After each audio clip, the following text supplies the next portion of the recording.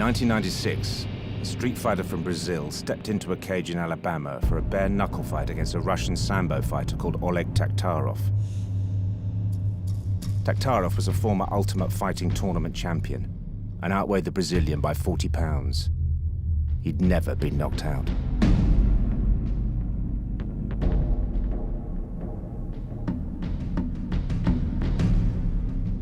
Gracie delivers the kick and he's fine. That's it. That's it. That's it. Gracie with the swift kick and then the right hand. What an ending. Who could have predicted that? What a great fight. Spectacular. Brazilian Jiu-Jitsu made history today. The winner is Renzo Gracie. This film follows Renzo on the next 10 years of his journey through the heart of one of the toughest sports in the world. Who is Lina? Who the fuck is Lina, rapaz? Who? I'm better. He looked at me, he like, I'm better, huh? Oh, I'm better. I got 220. 220. who? Tell me who. The television doesn't lie. Put it on now.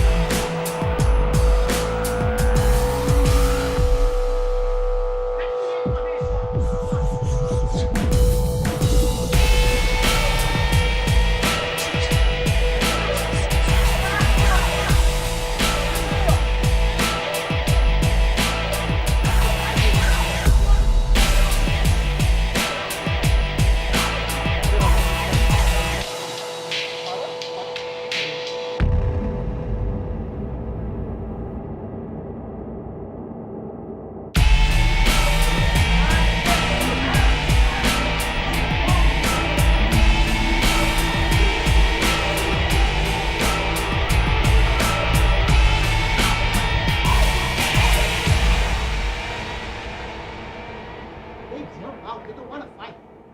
They don't want to. Like one time I was sitting Pride on the bench with all the fighters. They were having they were going to introduce all the fighters before the event. And we're sitting there, I'm relaxing, and then suddenly all of them, one of them goes, you have to understand, these are guys 230, 235, in extremely top shape, the best strikers in the world. They go, oh man, I wish I was home playing video game. The moment that guy said that, the other ones right away say, yeah, I wish I was home eating. I was home with my wife. And then they all look at me. They expect me to say the same. Well, I look at them, I say, what the fuck is wrong with you guys? There's no other place on earth that I would rather be than here.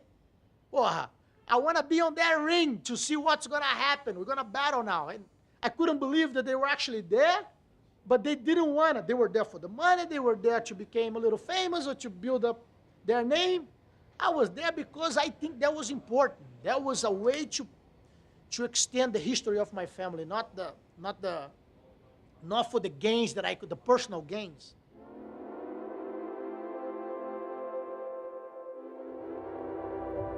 I remember the first time I thought about it, I could formulate a thinking, and I can't remember right now.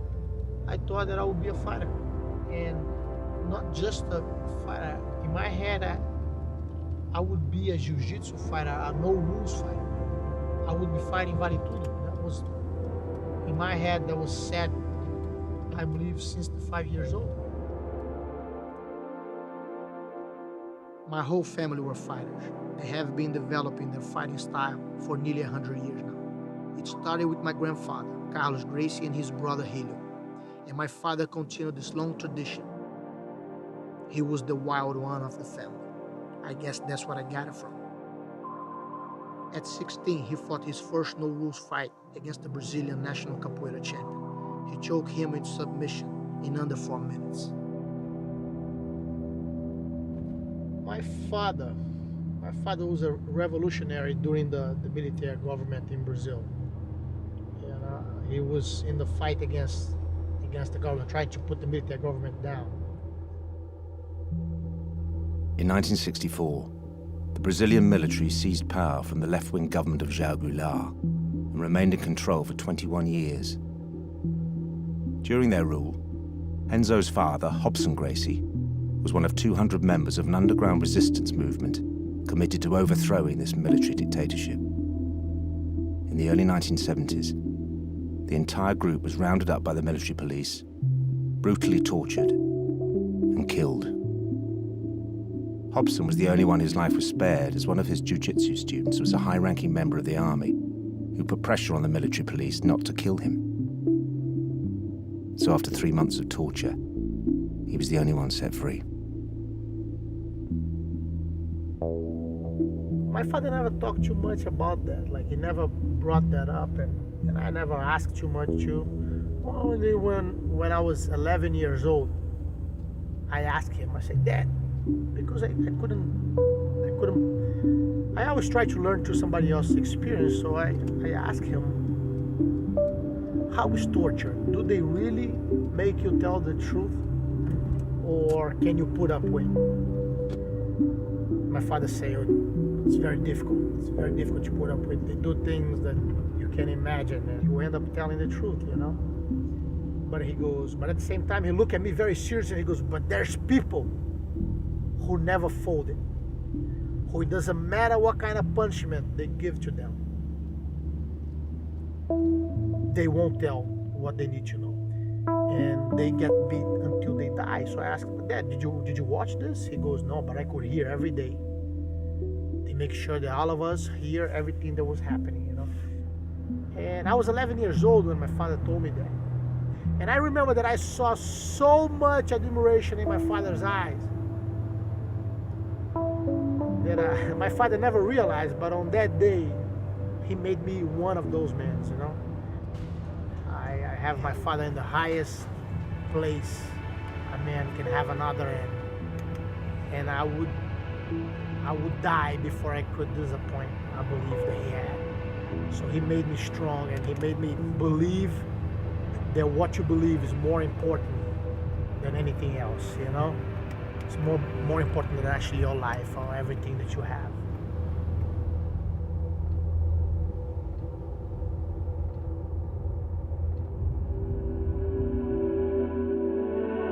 The art that saved Renzo's father's life can be traced back to the Kodokan Dojo, the last great samurai school in Japan, opened by Jigoro Kano in 1882.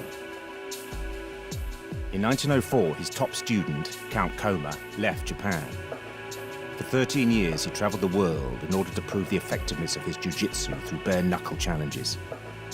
He eventually settled in Brazil, where he started teaching Carlos Gracie, Renzo's grandfather. Carlos and his brothers developed and refined the art and passed their knowledge on to their many children, beginning the Gracie tradition. Then, in the early 90s, Renzo's uncle Horian Gracie finally brought their jiu-jitsu to the attention of the world when he went to America to create the perfect martial arts proving ground, the Ultimate Fighting Championship. The no-rules competition was a huge success, and Renzo's cousin Hoist dominated the televised events, beating up to 4 opponents in a single night. His phenomenal achievement opened the door for brothers Hickson, Euler, and cousin Renzo to step forward with one goal: to prove the effectiveness of their jiu-jitsu.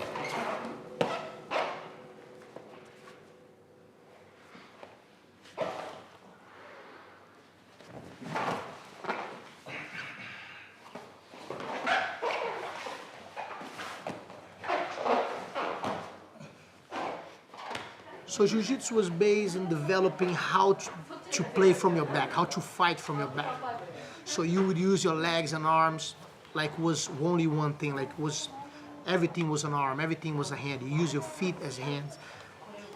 And you'll be able to block blows, and you'll be able to prevent your opponent, even though he was stronger than you, to knock you out until he start getting tired, and then you'll be able to manage to finish him with like an arm lock or a choke or any other finishing hold. Jiu-jitsu, I believe, is the most efficient way of fighting on any situation, in a street fight, in a ring, inside an elevator, anywhere. It's the most efficient, especially for a person who is not very strong physically. It's the most efficient way of fighting, the best way of defending yourself. It's like I had I had experience to be jumped by many people while I was on the ground, and I was able to get out without a scratch. Like I told you, you were able to develop such a sense while you're fighting that you're able to see everything coming beforehand. So you're able to predict all the reactions of your opponents, and even if it's not just one. So, and I was able to fight a lot of people and walk out without a scratch, thanks to the jiu-jitsu. And without a doubt, fighting in the street helped me a lot to sharpen my senses on everything. It makes you more confident and more comfortable to fight in the ring. One of the greatest fights I ever had in my life was a fight that happened in Rio, and it turned out into a riot.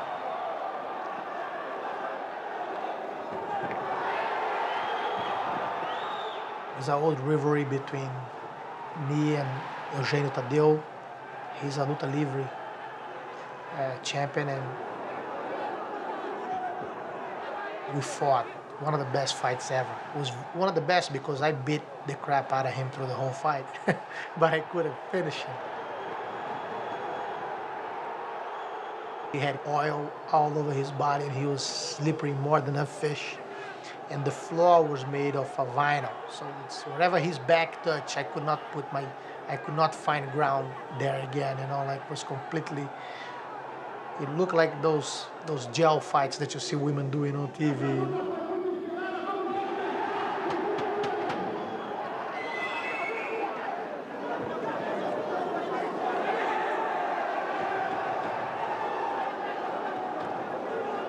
And suddenly, I start getting hit by people from outside the cage. They start kicking me, and every time I had my head against the fence, they would kick me, they would punch me on the fence. But there was a couple guys that kept insulting me all the time, and they were like right next to the fence. And then one of the moments that the fight broke and the ref pulled us apart and told us to stand up, I see this guy sticking his head right inside the cage over the fence, you know, cursing me. So I pretend I was looking to my opponent, and I land a straight shot right between his nose. The moment that he fell down from the fence, my brother got him. The whole riot broke from there. It was like 400 people fighting at the same time. It was an unbelievable experience. How can I tell you?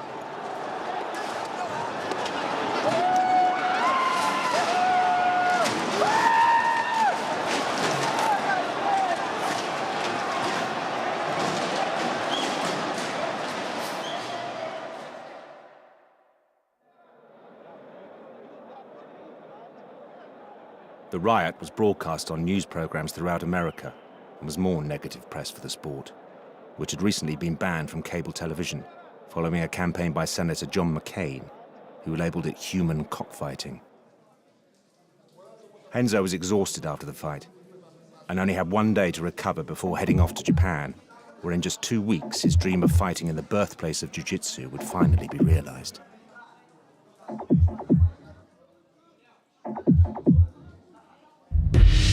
When he arrived, Renzo was already one of the most feared fighters on the planet, undefeated in 5 years of professional bare-knuckle, no-rules fighting.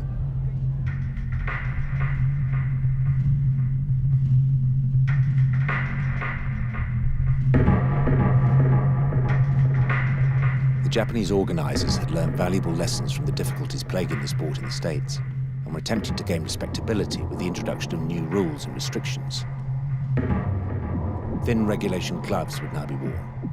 Headbutts, groin shots, and other controversial strikes were banned, and the fights would take place in a ring instead of a cage. It wouldn't be long before the sport made its mark in the Japanese mainstream. How was it fighting your first fight in Japan? It's a very strange thing, you know, because we learned from them 3 generations ago, and we evolved so much the art and we studied so much that we were able to improve a lot. It's a case of the son teaching the father now.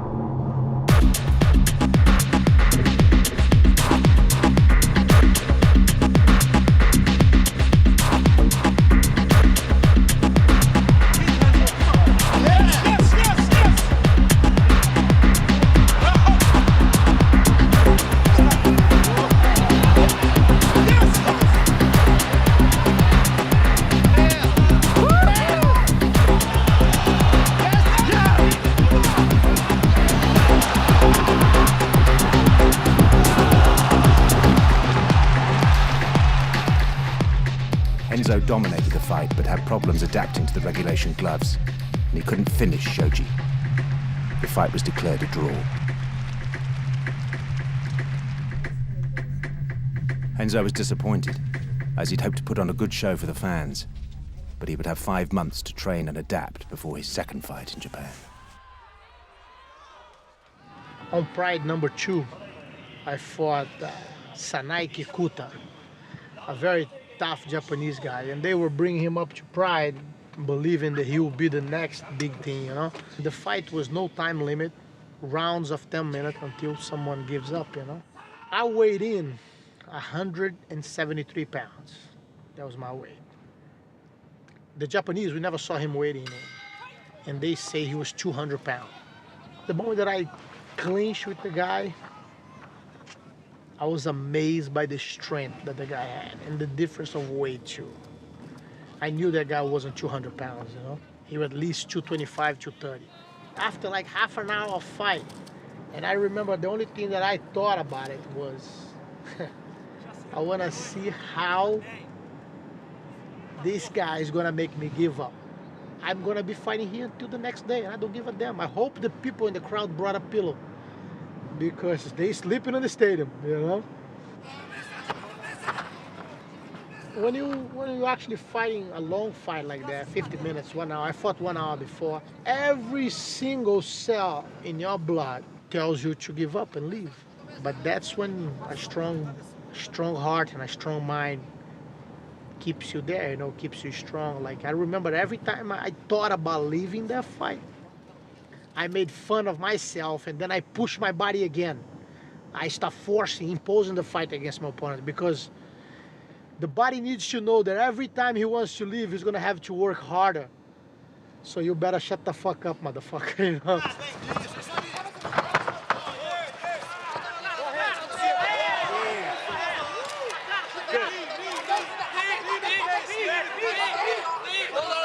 Play your game, Renzo!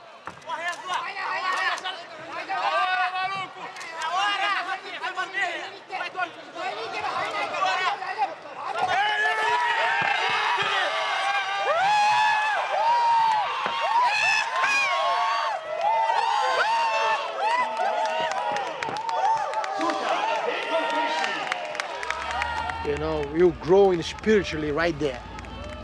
And honestly, like I told you before, I will die shitting on my pants like everybody else, but knowing who I was, you know, knowing for sure and truly who I was.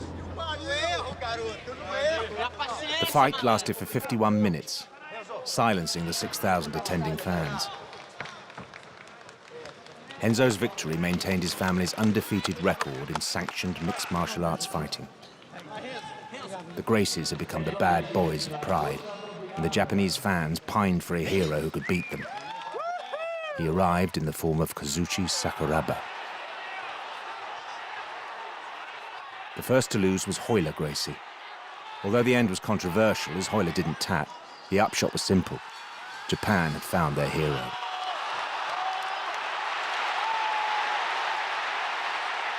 Royce Gracie stepped up next.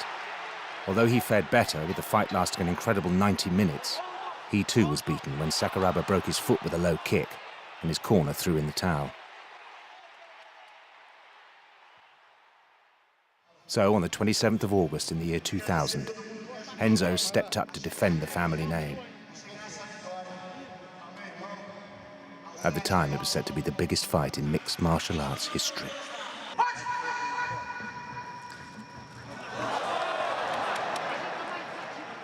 The bout was scheduled for 2 10-minute rounds. 17 seconds before the end, with the fight too close to call, there was a sudden and dramatic conclusion.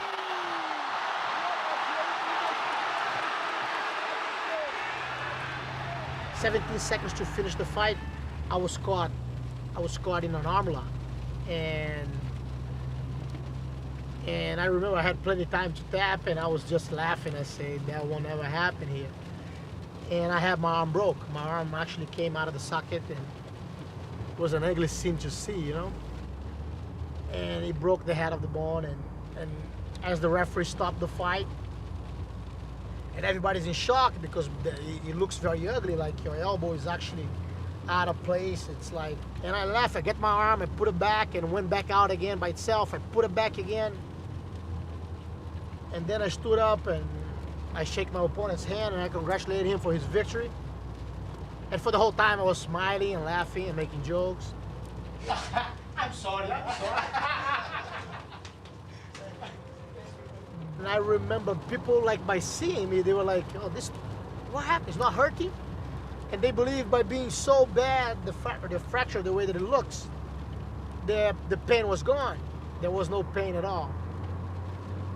Let me tell you one thing. I never felt so much pain in my life. But the victory belonged to my opponent that day. But I would never give him the pleasure to see my face in pain.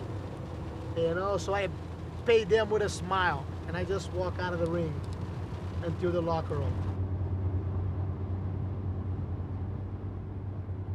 The Gracies had lost their aura of invincibility as they struggled to adapt to gloves and time limits.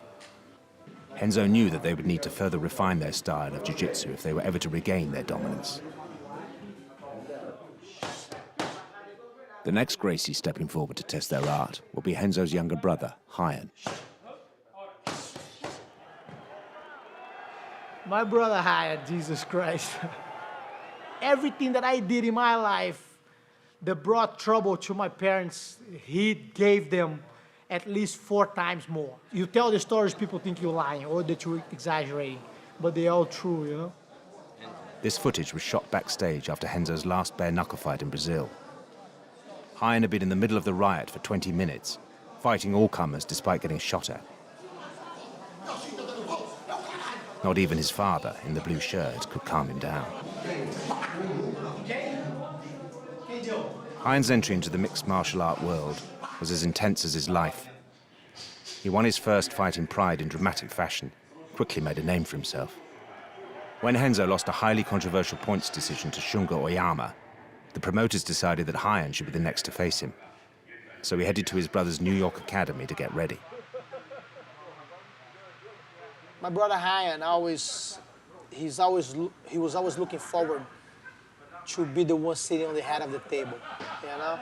And I know we'll get the day that he will, but he'll have to work hard because I work hard and I'm not giving away.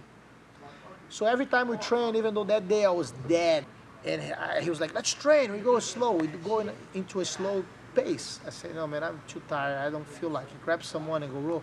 And he goes, no, I want to do it with you, I want to roll with you now, because he's looking so strong and feeling so strong that he thought that day would be the day to put me a beating, you know? We started slow, but right away I know how the things go. They always hit it up and we end up going crazy.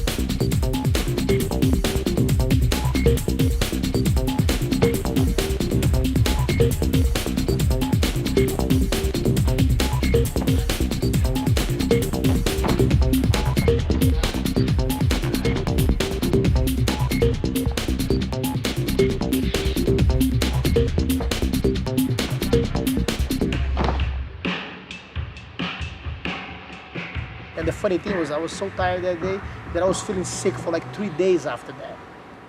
But it was a good sparring session. And even though we compete a lot against each other, his victory will be my victory. So I try to teach him everything that I can. Renzo believed that the modifications he had brought to his brother's fighting style would make the difference. But the true test would be in the ring.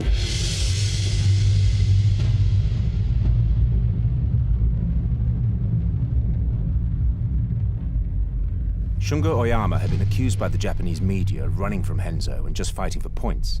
So against Heian, he was determined to put on a display of his skills. Unfortunately for Shungo, with the Gracie family honor at stake, Heian was determined too. 90 seconds into the fight, Heian broke Shungo's arm. Shungo, a tough and proud man, refused to submit, and his arm was cranked for 5 long seconds.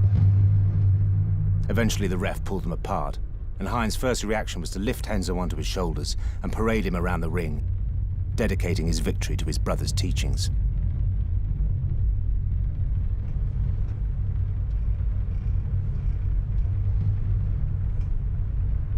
Heian and Renzo are now huge stars in Japan, and the promoters wanted to use their popularity to help launch a new event called Pride Bushido. Renzo was asked to put together a team from his family to fight 5 of the best fighters in Japan in a single night.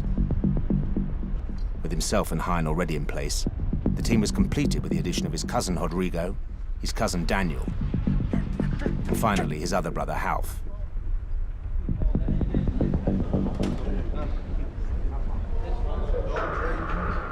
Beijo no papai aqui, papai vai embora. Vai. Te amo, viu? It was set to be a night that would nearly end Renzo Gracie's career. His opponent was former UFC world champion Carlos Newton.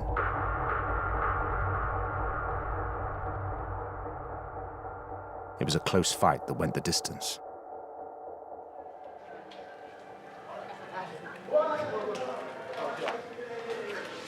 Entra aí. Deixa eu sentar que tá foda.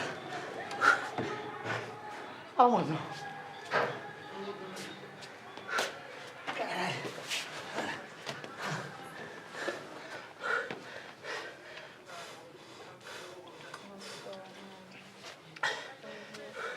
Não senti. Tá foda. Eu não tinha força, eu não tinha força.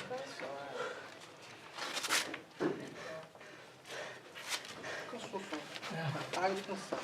Até tu cansado, trocou porrada. Fez assim, vamos bater, ó. Pra caralho. Ele tava mortinho, bicho, mortinho. Fez assim que eu bati e não bateu.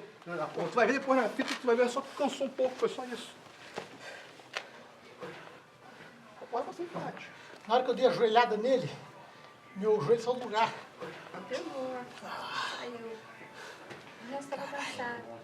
After the Carlos Newton fight, I remember us walking back into the locker room, and Renzo was just overheated. He was like, I'm so hot. Like, I put him in the shower, and I remember just helping him shower with like cold water, when like he was just like a car that overheated. It was just like, there was like smoke coming out of him. Like, and we put him in the bath, and I was thinking to myself, like, how could he have fought like that? Like, And he still fought on it?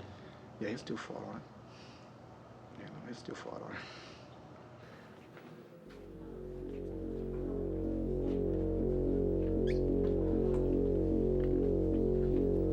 But overheating wasn't Renzo's only problem. Far worse, he'd torn his ACL, one of the main ligaments in his knee, and would need replacement surgery. Although his family went on to win the event by 3 fights to 2, at 36, Renzo's competitive future was uncertain.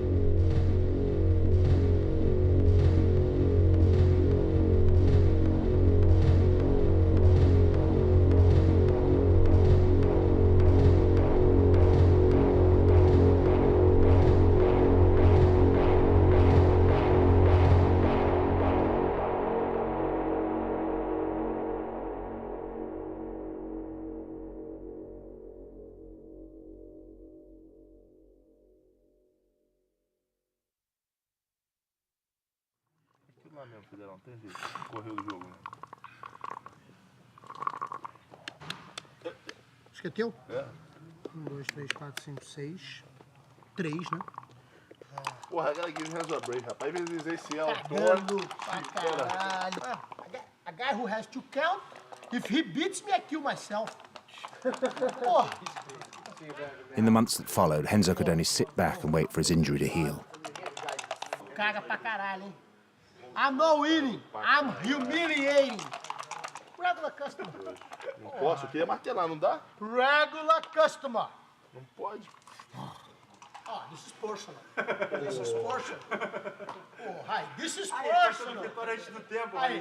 That's personal.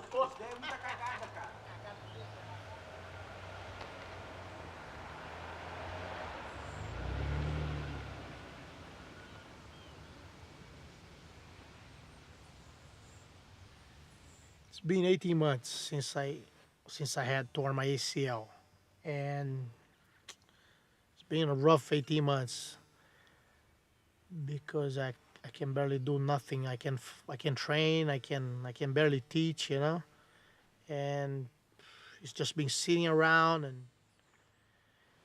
But the good thing is I make a fight every day in my head. Every day when I'm sitting down by myself, I imagine myself fighting and all the positioning, so I make sure that my mind keeps sharp for the days to come, you know. Finally, after a year and a half out of action, Renzo was given the go-ahead from his doctors to start training again.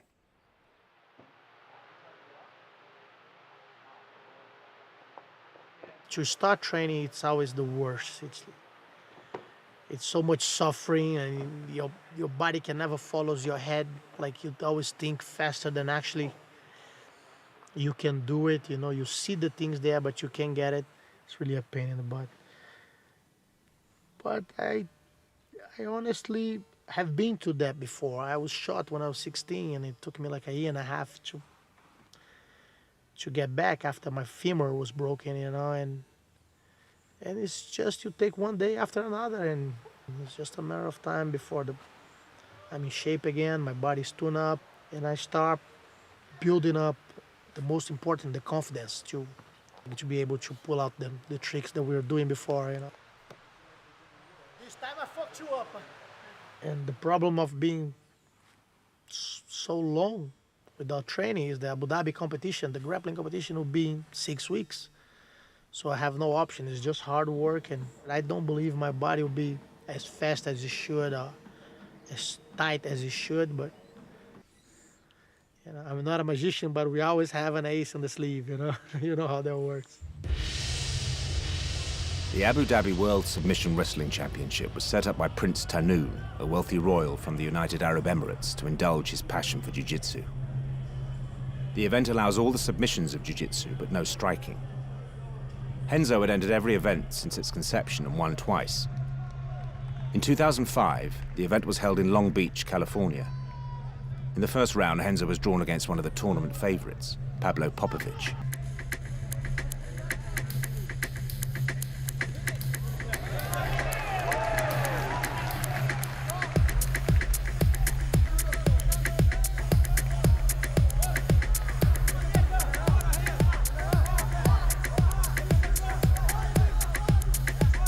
Time away was just too much, and he lost on points.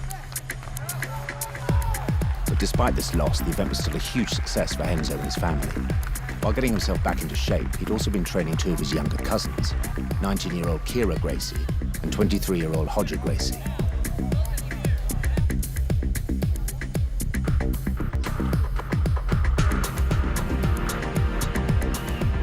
Kira won her final to make history as the first female world submission champion in her weight class.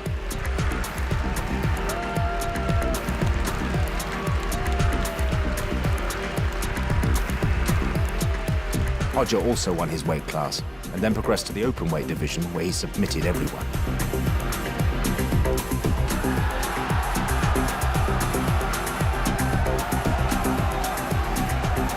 The next generation of Gracies were beginning to shine. 3 days after the event, Renzo received a challenge he could not refuse.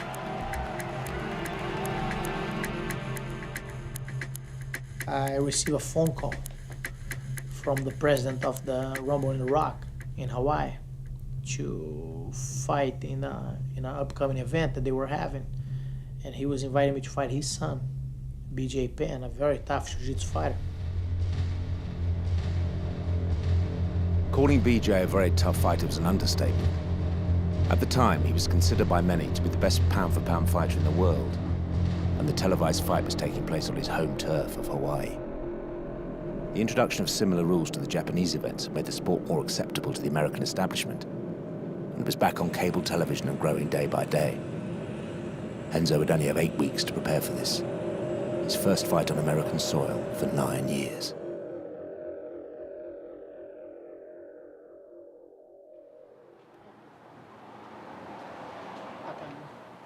O espaço legal, hein? Nice space, né? Ficou bonitinha com academia.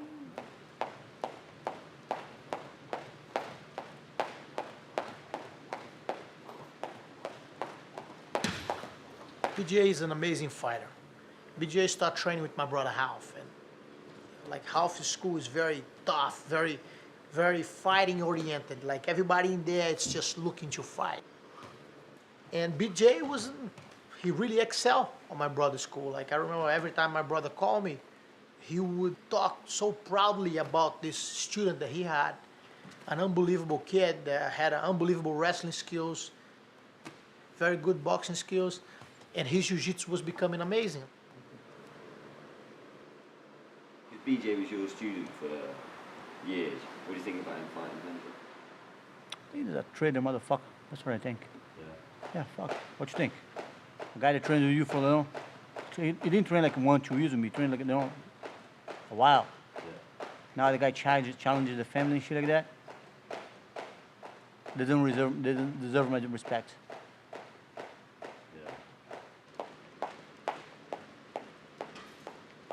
He came as a kid in the academy, wants to train, asked for my help, I opened my doors, opened the academy, I didn't hold back at all, I used to trust in him, But I noticed, it was not something good. He's like teaching a snake. Sooner or later, they're going to try to bite you. Best way to kill a snake, cut the head off. That's it.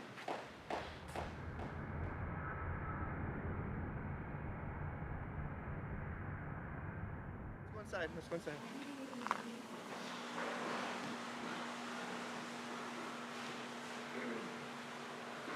That's a great set you got here. It's awesome. I wish you could see with the ring in here, man.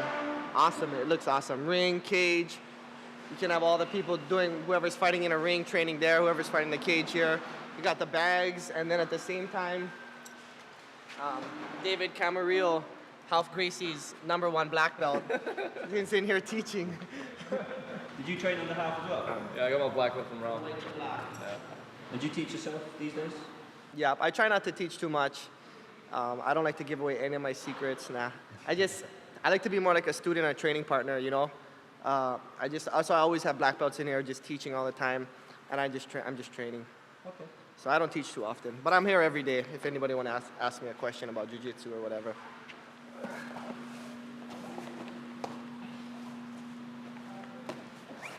While filming BJ train, the camera caught a glimpse of a tattoo on Dave's back that explained everything.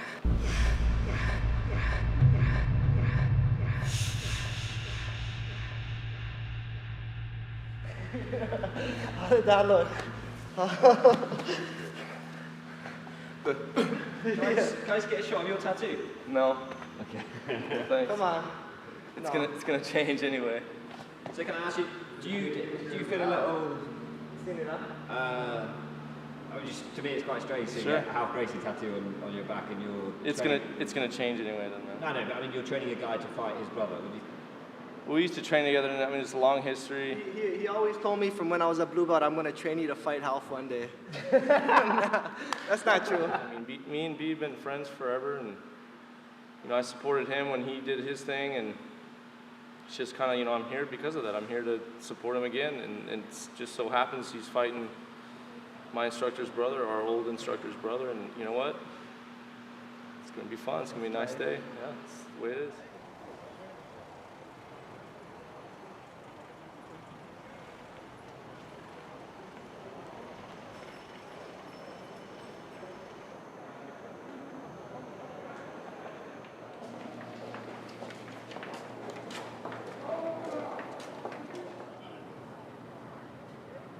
Unbelievable, huh? And they say that we wouldn't get nowhere fighting, you see? Well, unbelievable. Welcome to hell. Here we go again. This is priceless. It's a feeling like no other. Look at this. In a few more hours, we're killing each other in here. And then we hug each other again after. How fucking believable. Vambora.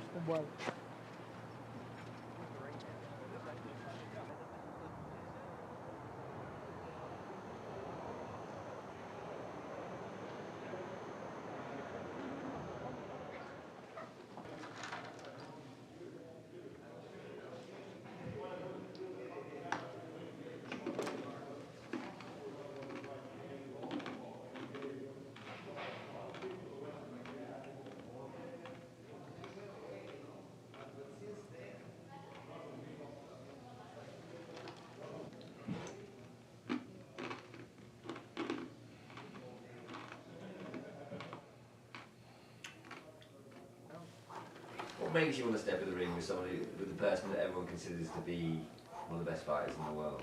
What makes you want to challenge it, put yourself in that situation?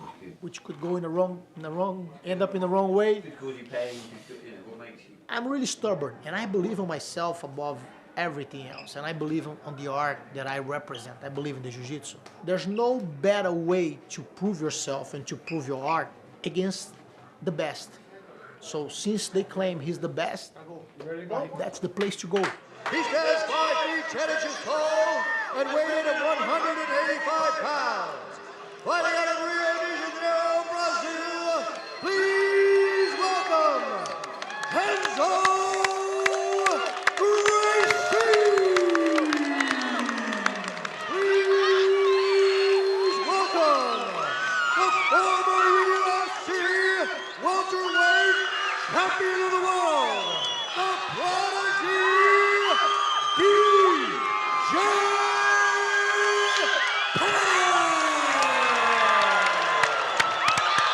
BJ Penn, Renzo Gracie right now in K1. Yeah, BJ started out with the Gracie, so. This will be fun to watch. Oh, BJ went for the haymaker. Renzo goes for the takedown and gets it. Right away, Renzo Gracie taking down BJ Penn. BJ Penn, I think, ideally would like to stand and bang as well because he's so good in so many ways. Look at Renzo Gracie looking for a few different things. Now BJ stands up and he pays for it, takes a right hand. For sure, I would have gone to Renzo. That's a good solid round for Renzo. So here we go, round two. Renzo Gracie, BJ Penn. BJ works to the body there. BJ, good combination by BJ Penn. Renzo takes a nice shot though. Oh, good left hand. That snaps his head back there with that straight left hand. Good 1-2. You see the nose bloody now for Renzo. He's taking a couple different shots here. And that's the end of round two. That was BJ Penn's round. So this is interesting, guys. First round probably goes to Renzo. Second round definitely goes to BJ Penn. Renzo's going back to that leg kick and it's scoring for him, you know? He's going to try for the takedown. Can he get him down, though? This is the tough part to do. When you get to a third round, can you take down BJ Penn? He's working hard. He's trying to get the takedown. If he does, it will seal the fight for him. No, he's still working on it. Look at the amazing balance for BJ Penn. It is incredible to watch. BJ, and now. All right, BJ. BJ gets Renzo Gracie down. Renzo wants to land one of those big kicks. Taking what he gets, and now he's got his back. Now he's got full mount. Oh, and that's the bell. Wow, he had the full mount. Look at those two guys. A lot of respect between those two fighters. Sharuto Verissimo jumps in. And a lot of respect between these two camps. High-end Gracie, Hickson, Sharuto Verissimo. Yeah, Sharuto is his MMA coach, and Rudy Valentino is a stand-up coach. Here's Bruce Buffer. Jagasuka scores the bout, 29-28. Judge Yoshida scores the bout, 30-28. And Judge Okabayashi scores the bout, 29-28, for the winner by unanimous decision,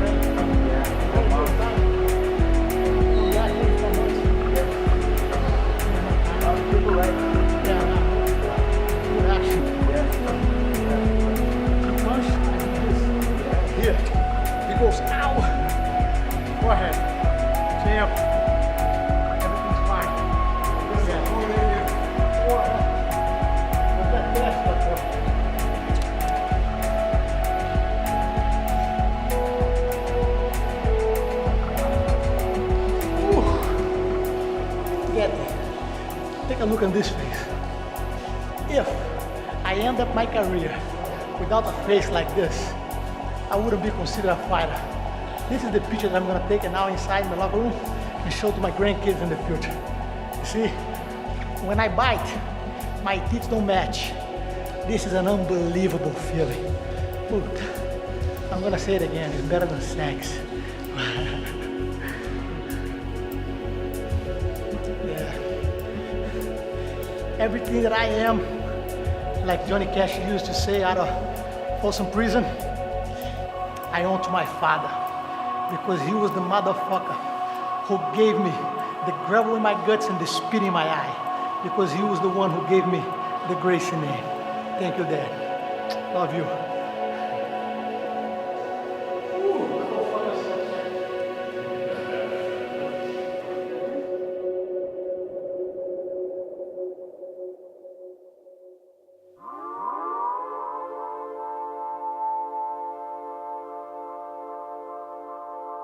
The loss against BJ Penn was Renzo's third in a row, and fight offers stopped coming in. With 5 years since his last win and at 39 years of age, many thought he should retire. Renzo decided to head down to Brazil to think about his future and reconnect with his roots.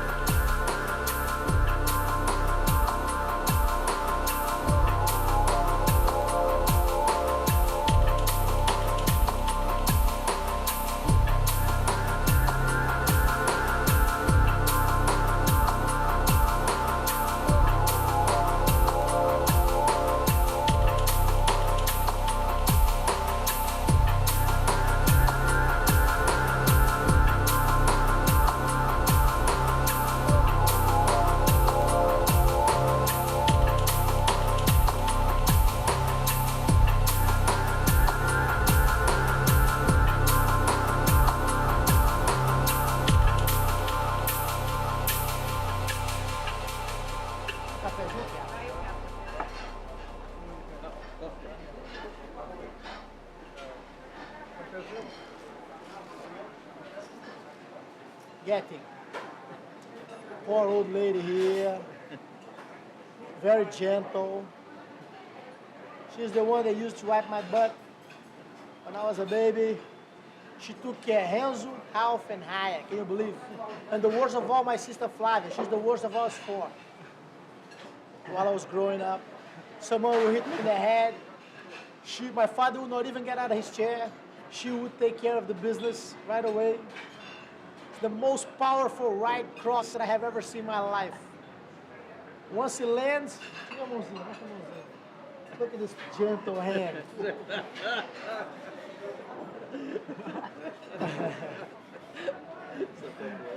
Conta aí quando ela levava vocês para brigar. And that old man over there never worked one day of his whole life. Good example. Agora, trabalho sério, permanente, com cartão de ponto, eu nunca consegui fazer isso. Todo dia no mesmo lugar, às 7 horas da manhã. Mas a vida me recompensou bem. E me deu filho igual a você, igual aos outros 12 que eu tenho, ao Ryan, ao Ralph, ao Charles, as meninas lindas. Melhor do que se fosse milionário. Tem um filho como o Ryan, tá de bem com a vida. Não quer serviço, não. O que vale na gente, o que acho que vale na vida, às vezes eu acho até, não recomendo isso a ninguém, vale mais do que dinheiro, é a alegria de viver. É a alegria de você estar junto de quem você gosta, você ter uma família como a que eu tenho. Acho que vale toda a fortuna do mundo. E não tem nada mais gratificante do que você poder dar o braço à mulher que você gosta e assistir um pôr do sol na praia, enquanto os outros estão procurando ficar ricos. Tem vários tipos de riqueza. A minha é essa. Quando eu tiver velho, muito velho, na cadeira de balança olhando fogo, vocês podem saber que eu estou satisfeito. Se eu morrer nessa hora, estou mais satisfeito ainda. Eu tive umas figuras como vocês.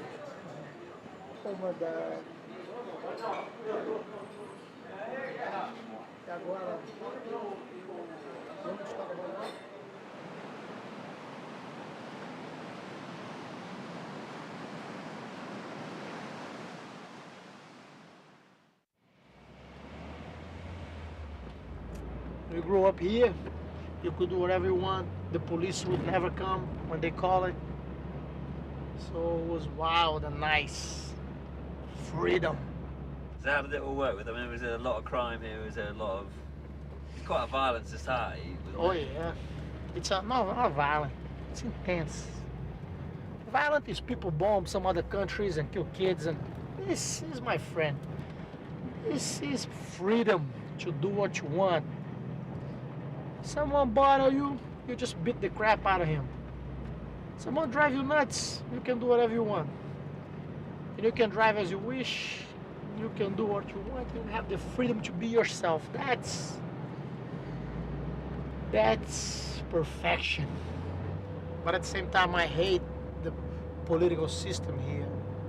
I hate how corrupt every authority is here in this country. You know, that's the only thing that I feel sorry. It's such a rich and unbelievable country with such an unbelievable people. But my friend, you couldn't have everything, you know? It would be too much to ask. So you live in America and you come back to Brazil and you feel you need I feel like I just young, like 10 years at least, as soon as I stepped out of that plane. I'm a different guy right away.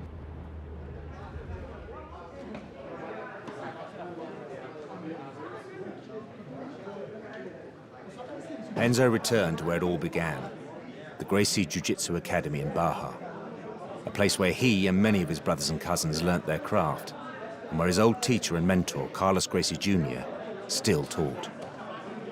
Our goal is to show the world that Jiu-Jitsu in the real fight is more, is better, more useful than just punching kicks. People sometimes confuse me, they confuse, the Gracie say they are the best, the Gracie say, no, Jiu-Jitsu is the best.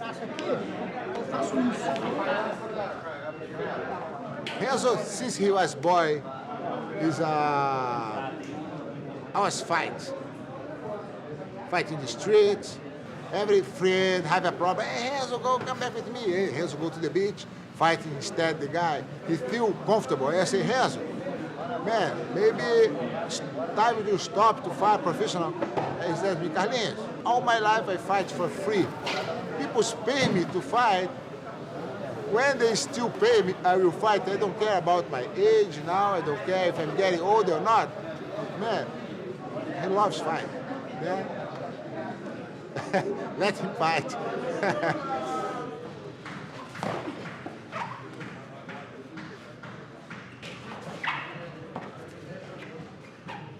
It was clear to Renzo that he wasn't prepared to hang up his gloves yet. So he returned to America, where a fresh challenge awaited him.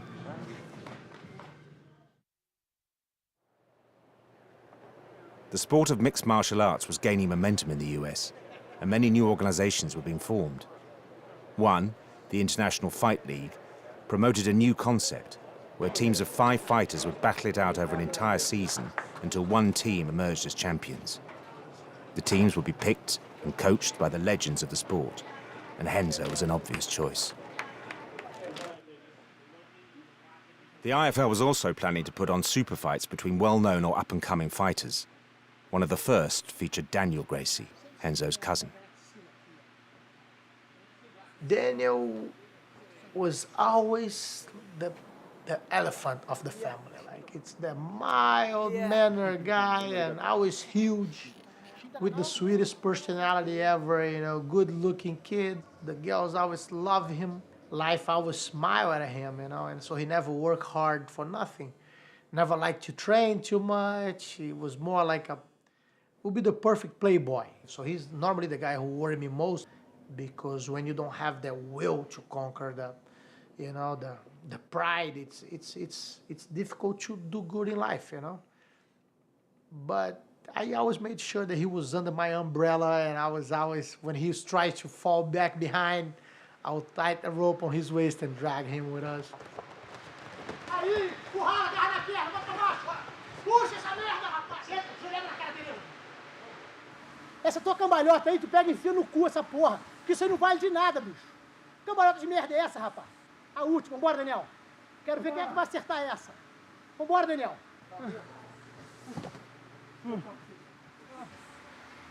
Essa porrada direita que o Rodrigo dá, eu sei que tu vai dar, só que eu tô caindo pro lado errado. Eu tô indo de encontro a ela. Eu tenho que cair pro lado esquerdo, eu tô caindo pro lado direito. Isso, ó, foi aprender jiu-jitsu. Foda. Tá batendo punheta. Esparramar com essa porra dessa luva é uma merda. Esparramar não, entrar, botar pra baixo. Se eu for falar o que tu tá fazendo errado, eu vou parar aqui até amanhã. Quer botar o cara na guarda, tu roda pra frente na cambalhota. Para no praia de fazer isso lá. Vai pra lá, isso lá. Joelhada na cabeça, fica acontecendo contigo. Tá igual o Arangor lá no hospital, ó. This is a heavyweight grudge match. Back on March 3rd, they battled to a very disappointing technical draw. They've been waiting since that time to settle the score, and tonight they'll do that first. In the blue corner, Renzo Gracie. Well, my fight with Wes Sims was funny because I used to go to an arm bar from the back, and like it's one of my best positions. On the backstage, when I was warming up, Renzo came to me and said, "Look, when you get in the side control and you mount on him, he's gonna give you his back, and don't try to go to that crazy arm bar."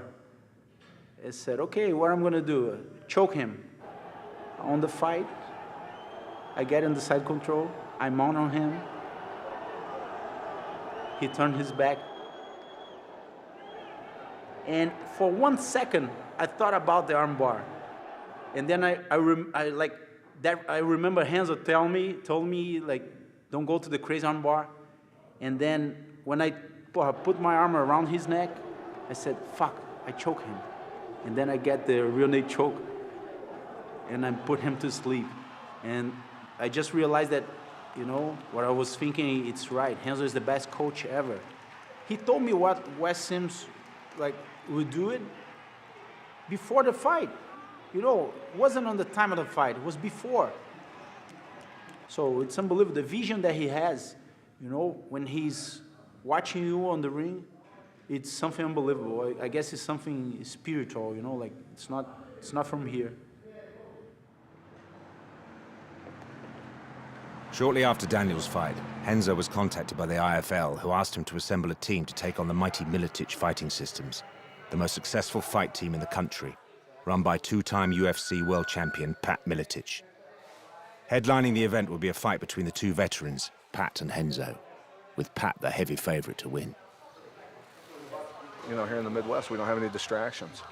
You know, in the winter, when the snow flies, we don't have mountains to ski down, we don't have an ocean to surf on, we don't have anything to do. So we go indoors and learn how to wrestle and beat each other up. And Renzo is phenomenal on the ground. He's slick as a snake. I mean, the way I look at fighting him is, it's like you see a bear trap with a big gold nugget in it. You reach in and grab that gold nugget and get it, but you better be pretty quick before you get your arm snapped off. He fights anybody they put in front of him. He doesn't turn fights down. He doesn't pick his opponents like his cousins. You know, he's a man. So, you know, what an honor to be able to get in there and go after it with him. The fights were set to take place in Pat's hometown in Iowa.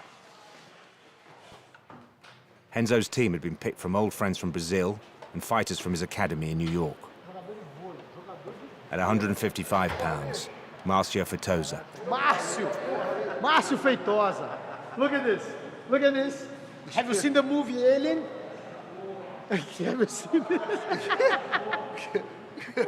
And he thinks everybody else is weird. What about him? At 170 pounds, Marcelo Aperu. He's a mythological. This name is from a mythological creature that we have in the jungle in Brazil. É o que tem o pé para trás? Ah, it's a bird. It's a bird that we have in the jungle there. Caralho. At 185 pounds, Fabio Leopoldo. This is Fabio Leopoldo. This boy was raised by his grandmother. If you have a picture in an illustrated dictionary about politeness, it's this boy here. Well-educated, well-mannered. His mother is trying to convince him not to be a fighter. we can't help. I think he likes us more than he likes his grandmother. So look where he are now. At 205 pounds, This is André, rapaz.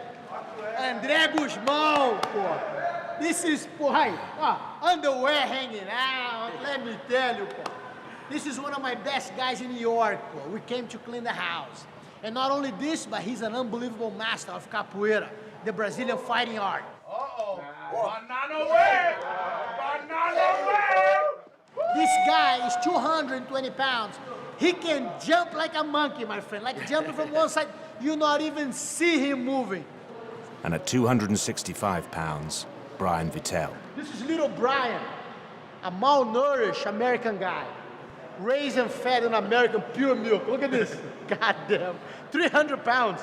We have to convince him to drop a little weight to go from 300 to 265. You know what he did? He took a dump. Look at this, what happened. He lost 35 pounds. Whoa. But it was the fight between the two masters, Renzo and Pat, that really caught the attention of the media. And most importantly, the popular American news program 60 Minutes. One hand goes around the neck, grabs your bicep, the second goes behind it. Oh, yeah. When the pressure comes, remember to tap. That's tough. That's very strong. Come on, let me see you do it once. Their surprise decision to broadcast the fight as part of a piece on the explosion of the sport was set to make it the highest viewed ever in North America.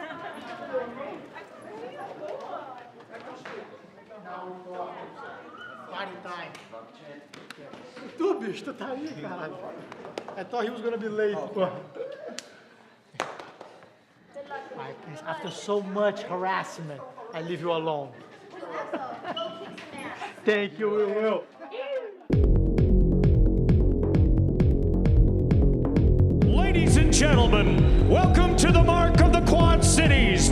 Tonight, the Pitbulls, based out of New York City, and your hometown Silverbacks. Plus, tonight, a super fight when Renzo Gracie squares off with Pat Miletich.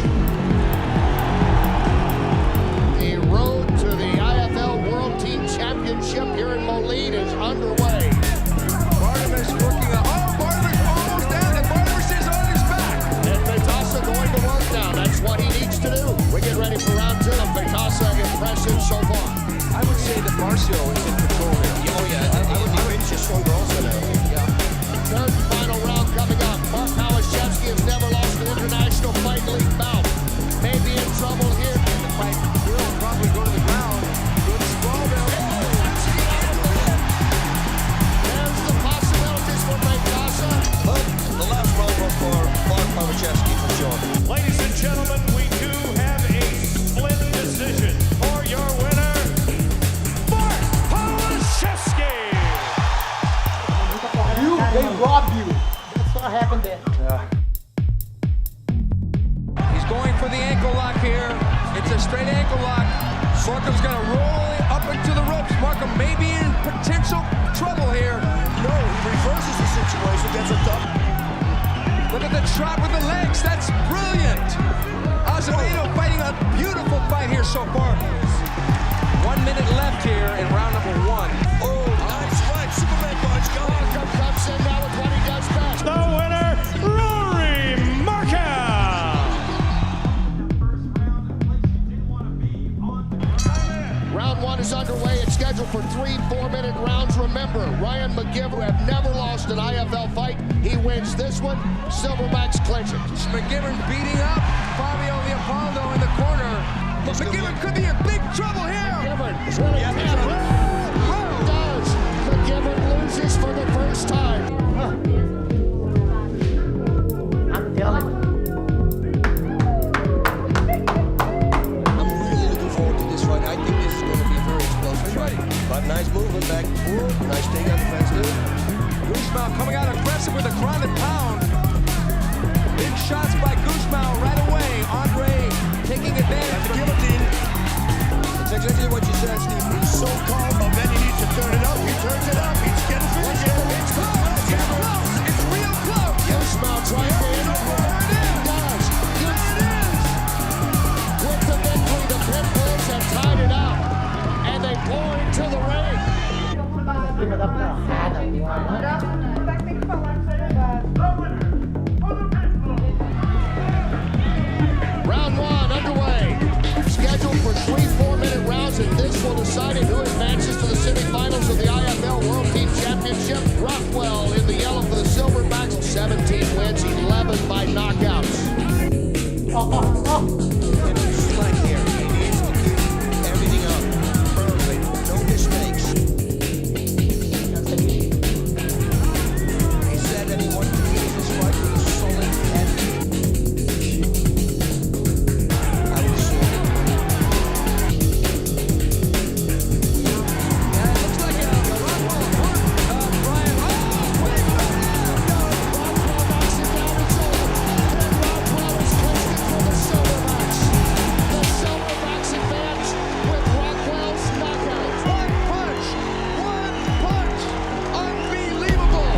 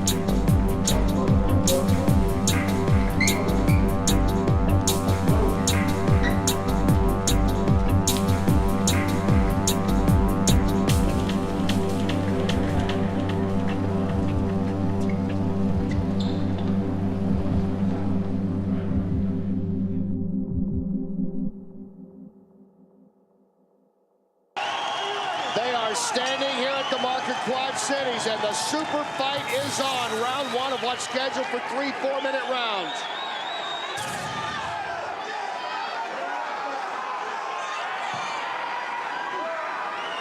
And Milicic, of course, in his team colors and that of his beloved Hawkeyes of Iowa in that black and gold. Very nice, but don't make a single low kick. Ooh, look at this. Make a punch first, because otherwise a low kick can be countered with a right straight. This is a battle of strength. The shot versus the sprawl. Milicic sprawling back. A lot of energy being expended. Milicic stacking back up. Neither man really pushing the action. Renzo trying to jump into a guillotine from top. Will he be able to do it here? No. Pat already blocked his hand. Oh, he's right there. He's already postured straight up, too. Yep. It's very difficult to pull this one off. There's a lot of respect between the two of them. I believe that the rest of this round will go like this, and round two, I think they're going to pick up the pace. And Renzo doesn't have the legs up above the hips, so I doubt Pat is in trouble here. Under a minute to go in this first round between Gracie and Milicic. And Gracie is leaning through the ropes there. Gracie wants that guillotine, and he does have a wicked one. Pat may be in trouble here. Pat just tapped out. Pat tapped out. That's it. Gracie's done it. Gracie is unbelievable. What a surprise. Renzo Gracie has defeated a stud Pat Milicic, as you see him there, just trying to regain his legs. He felt that the killer team was on, and that's why he didn't let go. For us, it didn't look, but Renzo Gracie, being the submission master that he is, he felt it was there. He kept holding on to it, and he pulled it off. It's unbelievable.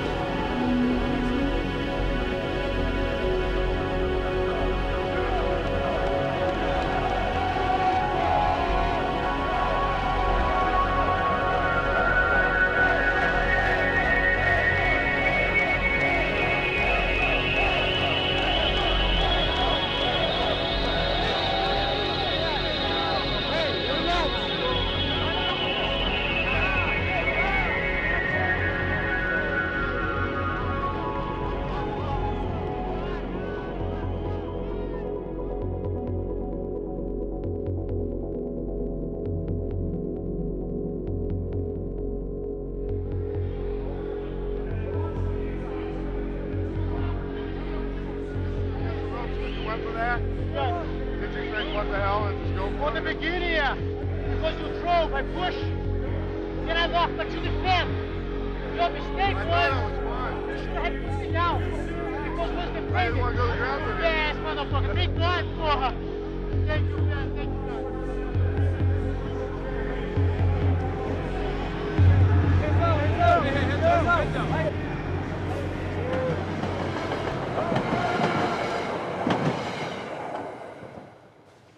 How's my hair? My hair looking good?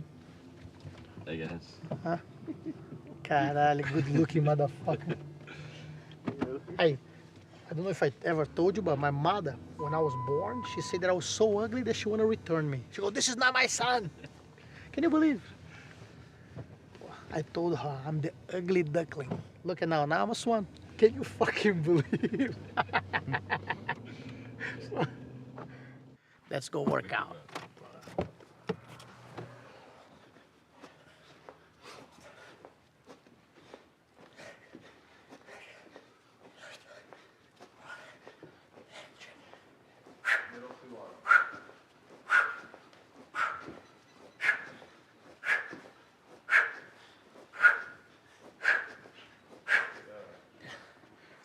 Weeks after the win against Pat Miletic, Renzo was back in the gym training for a rematch against his old nemesis, Carlos Newton.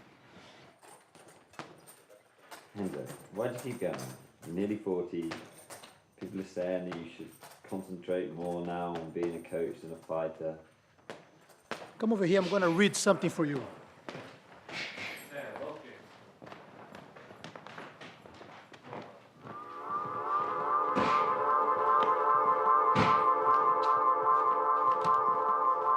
It is not the critic who counts, not the man who points out how the strong man stumbled, or where the doer of deeds could have done better. Credit belongs to the man who's actually in the arena, whose face is marred by dust and sweat and blood, who strives valiantly, who errs and comes up short again and again, because there is no effort without error or shortcoming. But who knows the great enthusiasms, the great devotions, who spends himself for a worthy cause, who at the best knows in the end the triumph of high achievement, and who at the worst, if he fails, at least he fails while daring greatly, so that his place shall never be with those cold and timid souls who know neither victory nor defeat. This tells you everything, you know? Everything that you need to know. Believe it, it's being written or being put out there, so all you have to do is study. It's look at the past and learn to make a better future. Oh, hi, you like it, huh?